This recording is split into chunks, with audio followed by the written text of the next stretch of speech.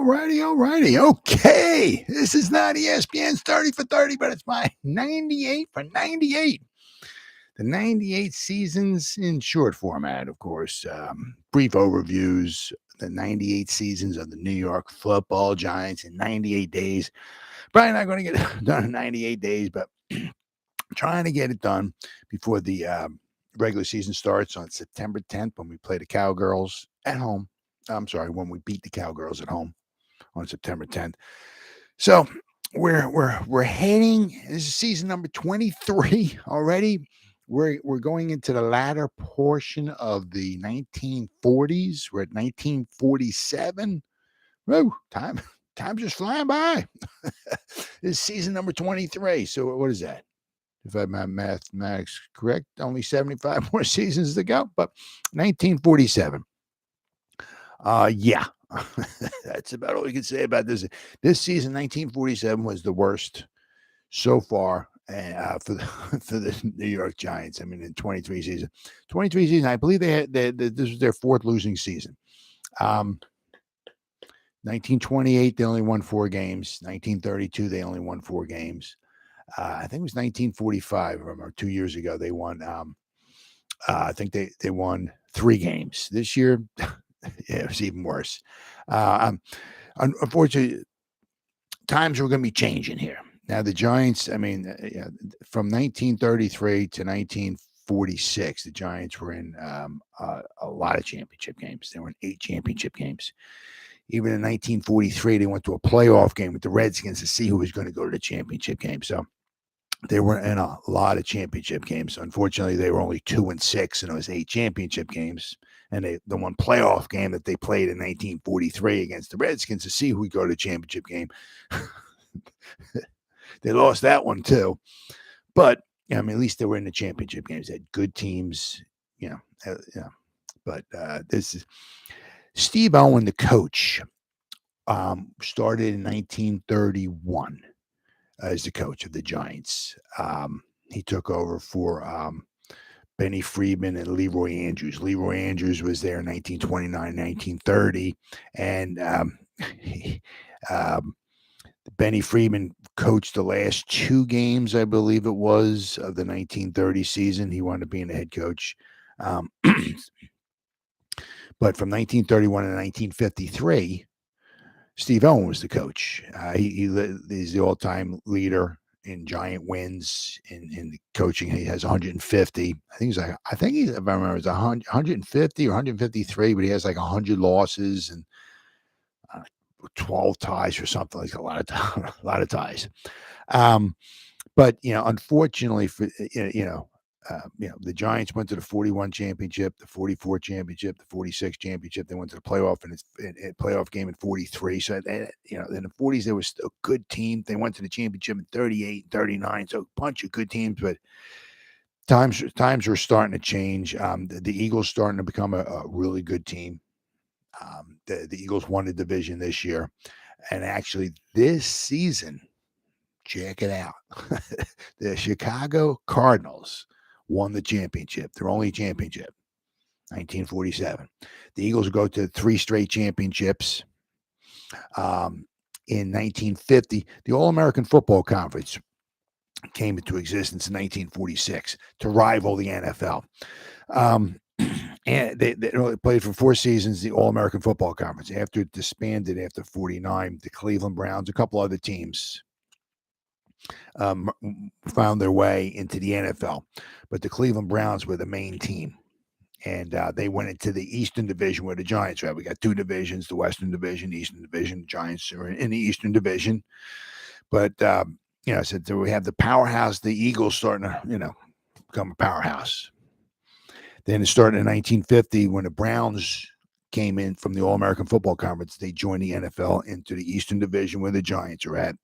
They went to the next 6 straight championship games, 1950 to 1955. Otto Graham, their quarterback, the quarterback from the Cleveland Browns, he played 10 seasons in altogether between the All-American Football Conference, 4 seasons, and 6 in the NFL. Every season, he went to a championship game. Not even Tom Brady can say that. Once Otto Graham retired after 1955, the Giants started building a good team through the draft. They made some trades. And in 1956, Giants went back to the championship. 1957, Jim Brown's rookie season, the Browns went back to the championship. And then after that, the Giants 58, 59, 61, 62, 63. And then after that, they fell. They fell off a cliff. But Steve Owens' time as a coach was going to start, coming to an end. I mean, he coached until 53.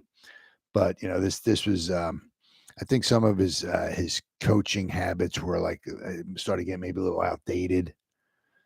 A couple things too. I mean, I'm going to go over in the draft. The Giants actually drafted Hall of Famers and never wound up playing for the Giants. There was 2 Hall of Famers the Giants drafted. Never wound up playing for the Giants. So, but the 1947 season, so this is the 23rd season in the history of the Giants. It's therefore the 28th season in the history of the NFL. Giants started in 1925. NFL started in 1920. So the Giants are 5 years younger than the NFL. So the 1947 NFL season, if I can find it. There you go. 1947 NFL season was the 28th regular season in the history of the National Football League.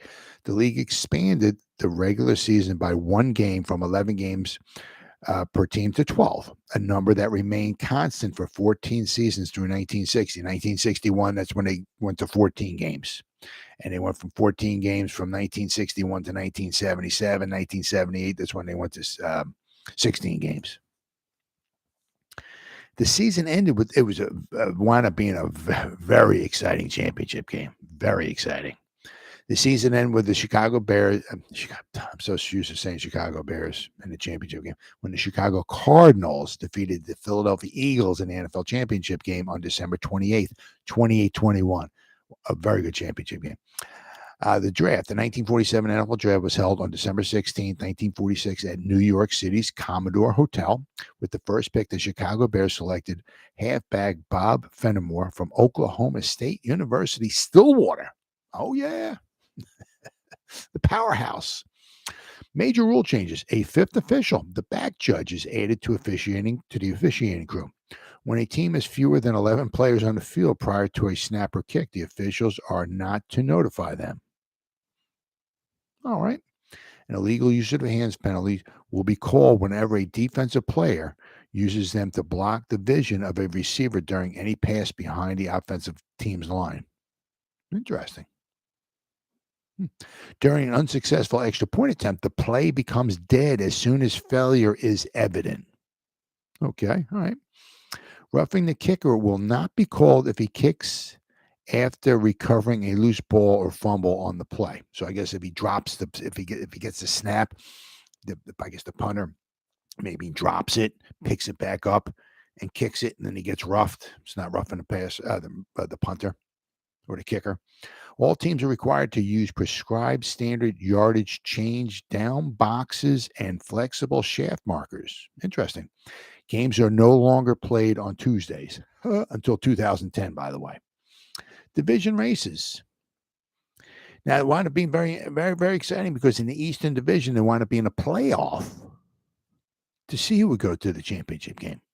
Starting in 1947, the NFL teams played a 12-game schedule rather than the previous 11 games. The 12th game proved to be crucial for the Steelers, Eagles, Cardinals, and the Bears.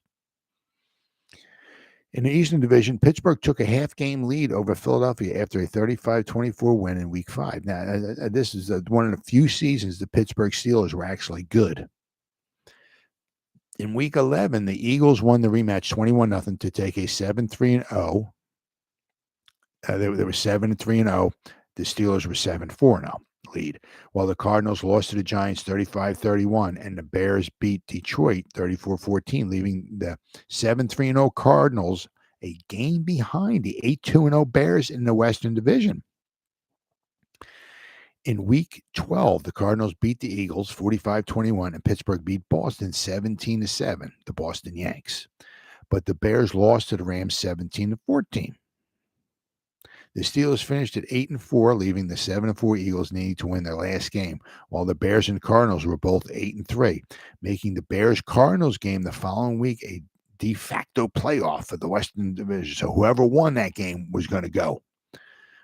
A tie would force a second playoff game between the two. So, but in week 13, all right, the final week, Philadelphia beat Green Bay 28-14 to force a playoff with Pittsburgh for the Eastern title. While before a sold-out crowd of 48,632 at Wrigley Field, the Chicago Cardinals beat the Chicago Bears 30-21 to win the Western title and the right to host the championship game.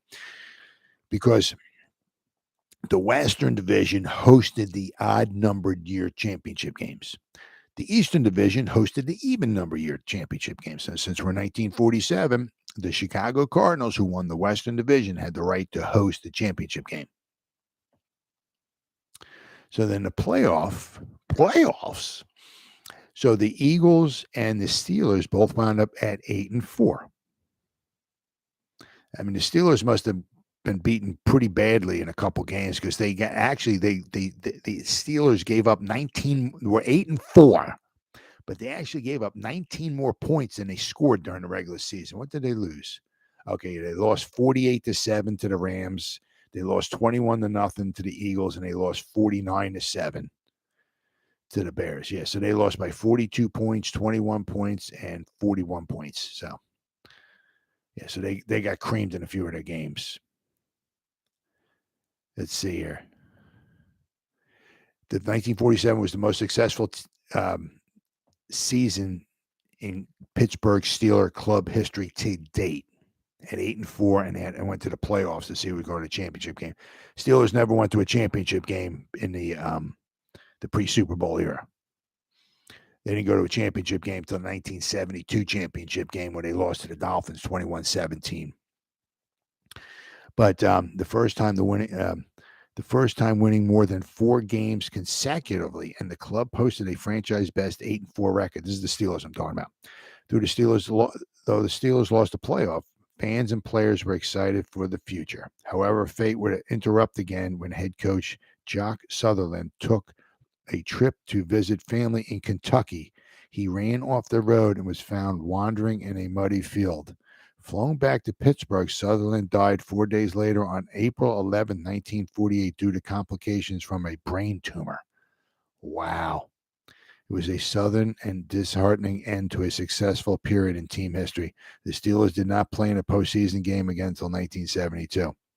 Yeah, that was the first 1972 for the Steelers. There was the immaculate reception. Franco Harris caught the ball, bounced off of either Jack Tatum or I can't remember the receiver's name for the Pittsburgh Steelers. And Franco Harris caught the ball with the immaculate reception.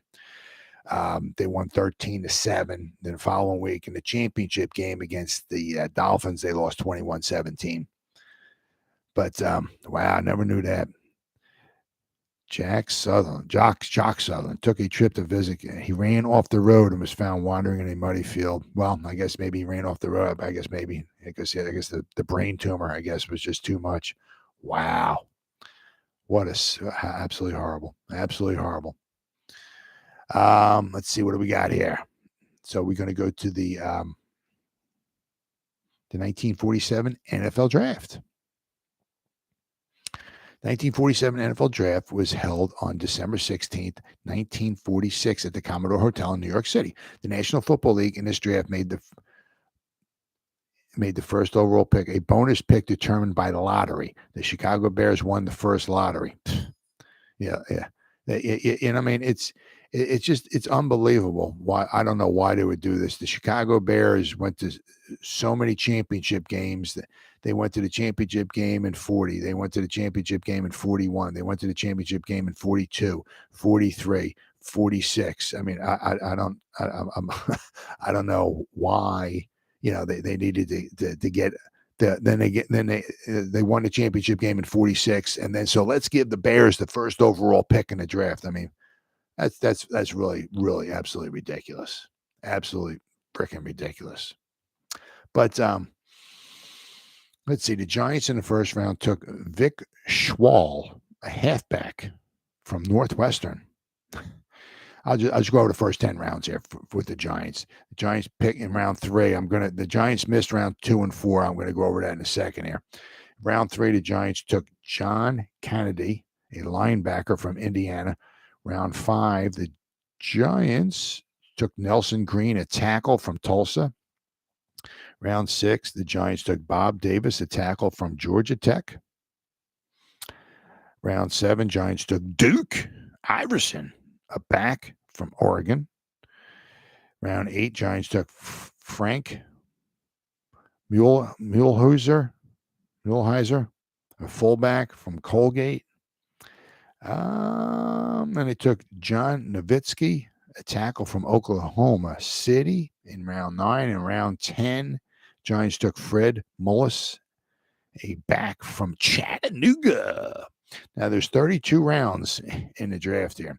Now, what happened here, okay, is what's been happening in the past is in rounds 2 and 4, the teams with the worst record. Now, usually in the past 4, 5, 6 years or so, rounds 2 and round 4, the 5 worst teams from the year before only selected in rounds 2 and 4. The 5 best teams got to choose only in the last 2 rounds of the draft, which winds up being rounds 31 and 32. However, this year, for whatever reason, I mean, it makes no sense to me. They give a lottery pick to the team that won the championship game the year before. I mean, that's like giving a lottery pick, and that's like giving the Kansas City Chiefs the number 1 overall pick in this year's draft because they won this. I mean, it's the stupidest thing I ever heard in my life. But anyway, in rounds 2 and round 4 this year, only the 2 worst teams from the year before got to select in round 2 and round 4. So in round 2, there was just 2 picks. In round 4, there was just 2 picks. It was the Boston Yanks and the Detroit Lions got to select in the 1947 NFL draft in the 2nd and 4th round. The Giants, to make up extra players, drafted in the 31st and the 32nd round. So Detroit and the Yanks didn't select in those rounds. So the Giants wound up with 30 players in this round, in this draft. 30 players. Now, the shame of it was, see, I'm going to go over this here. Actually, it wound up being a very good draft for the New York Football Giants because there was only 3 Hall of Famers selected in this whole draft. 2 of them were selected by the New York Giants. The problem is, one of them was Tom Landry. Now, he's not a Hall of Famer because of his play on the field. He's a Hall of Famer because of his coaching career. Unfortunately, when his head coaching career was all with the Dallas Cowboys, he left the Giants, who was their defensive coordinator, to coach the Dallas Cowboys. And he brought them to, a lot of Super Bowls. 5, in fact. 1970, 71.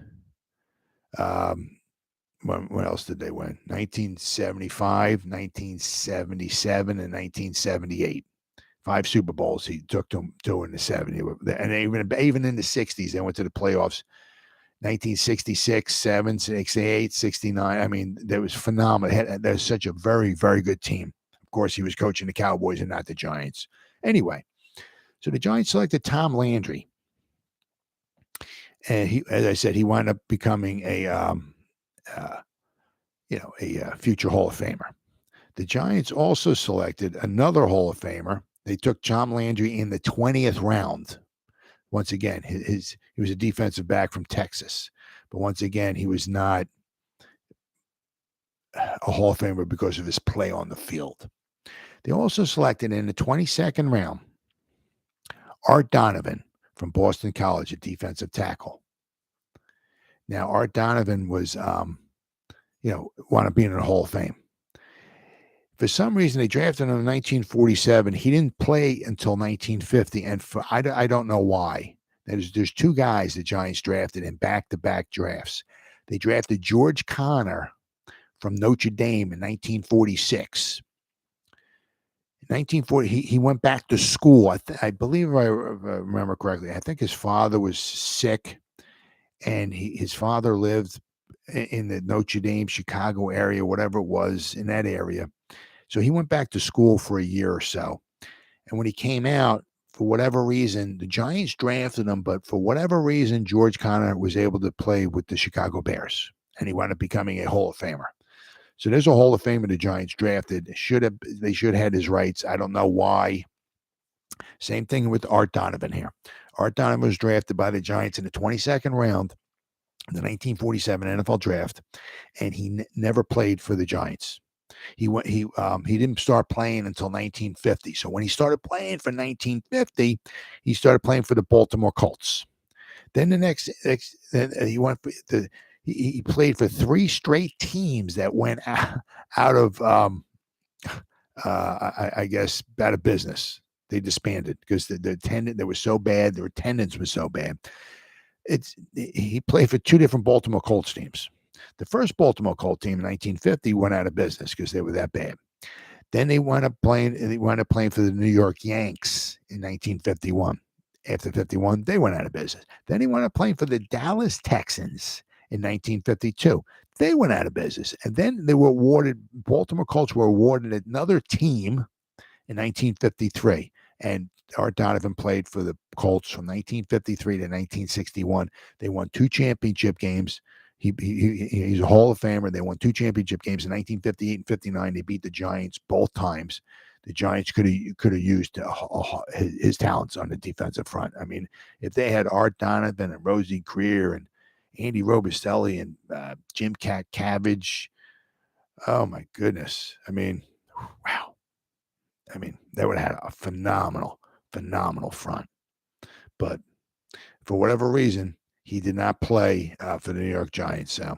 So the Giants kind of had drafted 2 Hall of Famers back-to-back years who never played for the Giants. So, but I mean, the Giants, they wound up with 30 players. They had a couple good picks, but it was just not meant to be. The Giants, I mean, their defense was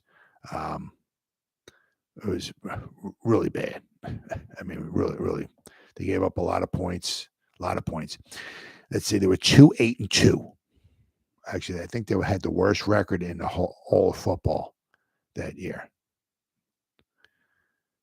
Yeah, let's see. I think the Detroit Lions were 3-9. The Giants were 2-8-2. Yeah, so the Giants had the worst record in all of football. They scored 190 points, which times were changing. 190 points back in the 30s would have been good. We're in the 40s now. 190 points in 12 games, obviously, is not good. But they gave up 309 points, I think, which is the most points they ever gave up. I mean, what they got? They averaged 15.8 points per game, which is not good, which was 9th out of 10 teams.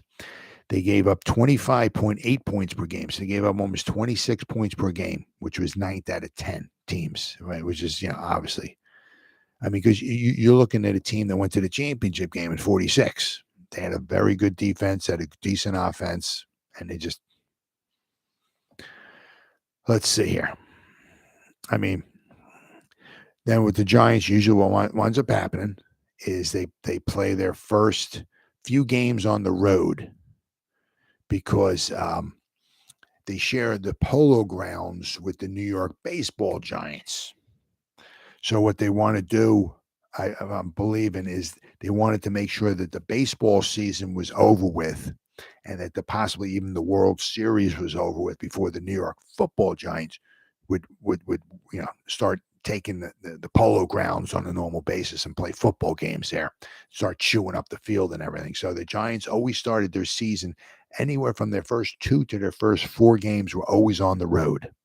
And this year was obviously no exception. The first 3 games were on the road. The Giants didn't play their first home game until October 19th. So September 29th, the Giants played the Boston Yanks on the road in Fenway Park. They tied them 7-7. So the Giants started off with a tie. Then the Giants would lose their next 7 games. So after 8. Yeah, was it? No. I'm sorry. 7, and then their 8th game they would tie. So actually, after 9 games, they were winless. They were 0-7-2.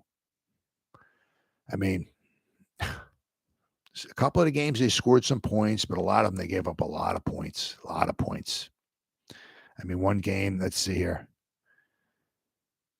The one game they beat the Cardinals, they gave up almost 500 yards of offense to the Cardinals. Yeah.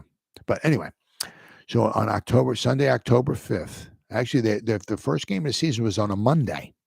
They played the Boston Yanks on a Monday, and they tied them 7-7. The following week in Philadelphia, they lost to the Eagles 23-0. The Giants had a grand total of 4 first downs. They had 101 yards of total offense.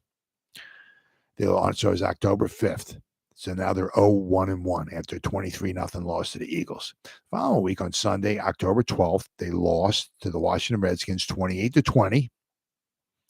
Once again, the offense, they had 9 first downs. They had 223 yards of offense. I mean, they gave up 356 yards of offense. Just not very good.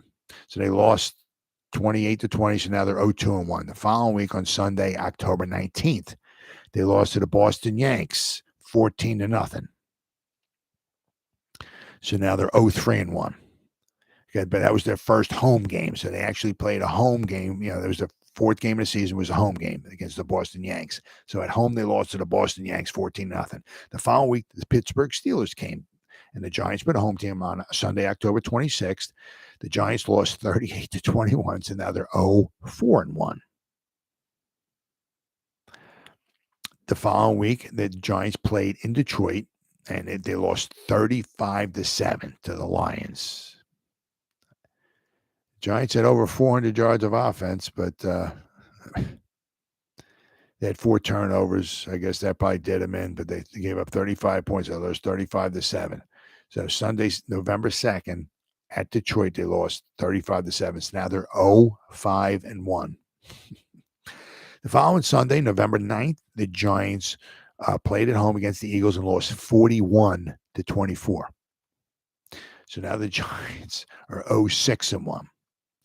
Then they played in Pittsburgh against once again against another very good team because the Pittsburgh, wound up 8-4. So they played on Sunday, November 16th. They played in Pittsburgh and they lost 24-7. The Giants had a grand total of 6 first downs, had a grand total of 82 total yards of offense the whole game. It was 24-7. The following week, Green Bay Packers came to town, and the Giants managed to tie. So that was Sunday, November 23rd, the 9th game of the season for the Giants. They tied the Green Bay Packers 24-24. So now the Giants are 0-7-2. Let's see. Then the following week, the Giants finally got it's somehow. I don't know how this is just kind of absolutely phenomenal. On Sunday, November 30th, at home, the Chicago Cardinals, the team that won the championship, came to play the Giants, who were 0-7-2. The Chicago Cardinals won the championship game. But somehow the Chicago Cardinals lost to the New York Giants 35-31. I mean, as I said, the Cardinals had almost 500 yards of offense. And the Giants beat them 35-31 for the Giants' first victory of the season. The next week, the Giants played the Washington Redskins at home, and they won that one 35-10. Wow. So now the Giants are all of a sudden some type of a juggernaut here. So now the Giants are 2-7-2 after 11 games. And the following week, the final game of the season on December 14th, Sunday, December 14th, out in Los Angeles, the Giants flew across the country to play the Rams. They lost 34-10. To finish the Giants season was a 2-8-2. Actually, the passing wasn't really much of the problem. The Giants completed 123 passes. Their opponents completed 121 passes. The Giants threw for 1,999 yards, so basically 2,000 yards. They gave up 2,015 yards passing, so basically the same. The Giants threw for 17 touchdowns. They gave up 19 touchdowns, basically the same. The Giants threw 26 interceptions, but they got 27 interceptions, so basically the same. So the Giants, overall, the passing game, wasn't their problem. Their problem was was kind of like some like intercepted passes got run back. And I'll go over that in a minute here, but a lot of it was also their rushing. The rushing defense was not good. The Giants gave up 1,836 rushing yards. They gave up 4 yards a carry. They gave up 153 yards a game rushing, which is not good. For the 4 yards a carry was not very good either. They gave up 18 rushing touchdowns. The Giants only got 8 rushing touchdowns. Giants averaged 3.3 yards a carry. Giants averaged 99.6 yards per game rushing the ball.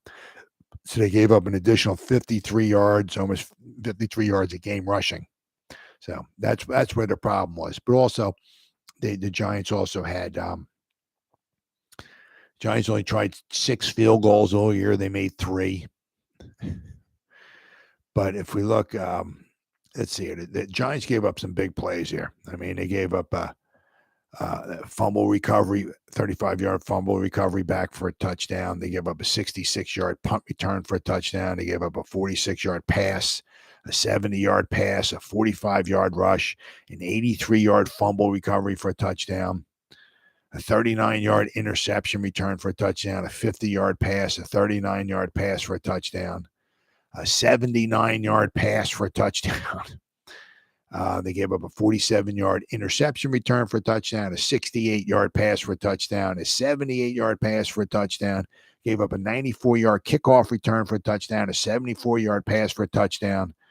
They gave up then one of the first ones, again, in their second game of the season against the Eagles. They gave up a 2-yard fumble return. I guess they fumbled, I guess maybe at their own 2, and maybe the Eagles ran it back in for a touchdown. So the Giants gave up a lot of the Giants scored on some big passes, some big plays too. They had some big plays too, but I mean, their defense was just not very good. Gave up a ton of touchdowns. So, I mean, unfortunately, times were changing for the Giants. But, Steve Owen was going to coach for another few more years, and after 53, he would be gone, and Jimmy Lee Howell will take over in 1954. But that's a few years down the road. But so we got the 1947 championship game, which was a very, very exciting game. A lot of long plays. The 1947 NFL championship game was the 15th annual National Football League championship game held on December 28th at Comiskey Park in Chicago. Now, the Cardinals and the Eagles went. This is the first time that the Eagles and the Cardinals were in a championship game. The attendance was 30,759, well below capacity. The game featured the Western Division champion, the Cardinals, at 9-3, and the Eastern Division champion, the Eagles. Now, these two teams would play once again in 1948.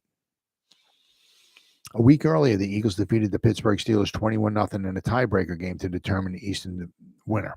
Both the Eagles and the Cardinals were making their first appearance in the championship game. The Cardinals had won the regular season meeting in Philadelphia 3 weeks earlier by 24 points, and after a week off, were 12-point favorites to win the title game at home. Now, that's stuff like that happened back then. Where teams have different weeks off, number of weeks off before the championship game, which is not fair. That's not the way it is nowadays. I mean, if the championship games for both teams are on the same for both divisions are on the same day, and you have both those winning teams have the same amount of time off before the Super Bowl. Well, it was not like that back in these days. The Eagles had to play a playoff game while the Cardinals rested an extra week. Not very fair. Let's see here. This was the second NFL title game played after Christmas Day and the latest to date. Scheduled for December 21st, it was pushed back a week due to the Eastern playoff game. The temperature at kickoff was 29 degrees. Very comfortable. The Cardinals built a 14-0 lead in the second quarter. Then the teams traded touchdowns the rest of it. After the Cardinals scored one touchdown in the first quarter. Every team scored a touchdown in every quarter, except for the Eagles did not score a touchdown in the first quarter. So therefore, the Cardinals won 28-21. Let's see. The teams traded touchdowns. The Eagles closed the gap to 28-21 with 5 minutes to go, but the Cardinals controlled the ball the rest of the game on an extended drive to win the title. This was the only NFL title game played at Comiskey Park and remains as the Cardinals' only win, because the Cardinals only went to one other championship game. That was the following season in 1948, where the Eagles hosted the game, not the Cardinals. Let's see. The two teams returned for a rematch in 1948 in Philadelphia, but the Eagles won, and it was a snowstorm. The Eagles won 7-0. Steve Van Buren crashed in from like 5 yards out. It was a snowstorm. That was football. Let me tell you what. The Cardinals have not won a league championship since this one over 7 decades ago, the longest drought in the NFL. They made it to Super Bowl after the 2008 season. The Giants should have gone that year, but that's a different story for a different time, representing Arizona, but they lost to the Steelers, and that was a great, great game too. What a phenomenal Super Bowl that was. We were so lucky to be able to see that. Whew, man, that was a great game. Cardinals win kept the NFL title within the city of Chicago. The Northside Bears had won the previous season in 1946 when they beat the Giants 24-14. A couple of the Giant players accepted bribes to throw the game, and the Giants lost 24-14. Now, how much did that help? Wind up helping the Bears win the game? Don't know. But a couple of the Giants were paid to throw the game. One of the guys didn't want to play. One of them did, the Giants quarterback, and he threw 6 interceptions, and the Giants lost by 10 points. Let's see here. Like I said, but this was a very exciting game. The Bears, the Bears, I keep saying the Bears because I'm talking Chicago. The Cardinals, every one of the Chicago Cardinals scores was long. The Chicago Cardinals, Charlie Trippi scored on a 44-yard run in the first quarter. Chicago Cardinals were up 7-0. Second quarter, Elmer Angsman scored on a 70-yard run. Now the Chicago Cardinals are up 14-0. Eagles came right back. McHugh caught a 53-yard pass from Tommy Thompson. Now it's 14-7 at the half. Chicago Cardinals winning 14-7 at the half. In the third quarter, Chicago, and that's all they did. They just, kept every other team. One team scored, the next team scored. One team scored, the next team scored through the rest of the game. Third quarter, Charlie Trippi once again on a 75-yard punt return put the Chicago Cardinals up 21-7. Eagles came right back. Steve Van Buren plunged over from 1 yard out with the extra point. The Chicago Cardinals were winning 21-14. Elmer Angsman once again had a 70-yard run and another 70-yard run. So all the Cardinals had a 44-yard, a 70, a 70, and a 75. They scored on 4 long plays. So once again, Elmer Angsman had a 70-yard run, and with the extra point, now the Cardinals led 28-14. Eagles came right back. Russ Kraft plunged in from 1 yard out to make it 28-21, the Cardinals.